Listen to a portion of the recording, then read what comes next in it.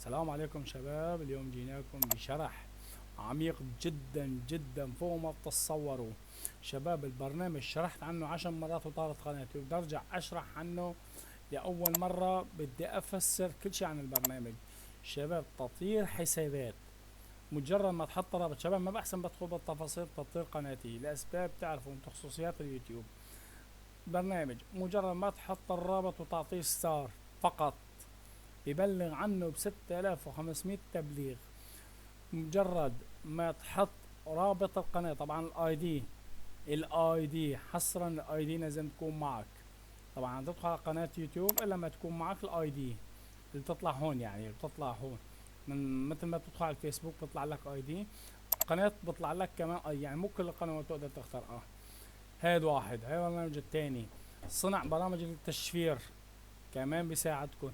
دمج البايلوت تبع السباي نوت كمان بيساعدكم. اما هاي شباب لا ما في حكي عنها طاول، يعني الشباب عرض الشبكات المخفية. طبعا تكون شبكة مفتوحة او مغلقة، هون بيعرض لك اياها. مجرد ما تكبس عليه وتحط شبكتك تتصل فيه راح يعرض لك الشبكة.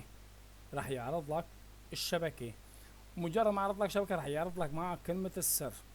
يعني في شبكات مفتوحة بس ما بيعرض لك كلمة السر، بس هذا راح يعرض لك كلمة السر. طبعا أول شغلة مثل ما قلنا لكم بدك توقف مثل ما أنا موقف. احفظوا هاي الشغلة يا شباب، شايفينها أنا بوقف قبل كل شيء. اختراع حسابات البوبجي شرحنا عنها بالبرنامج القديم، كمان موجودة هون. شباب البرنامج ما في داعي للشرح، شرح مفصل وكله عربي. لهون بنتهي الشرح، والسلام عليكم شباب.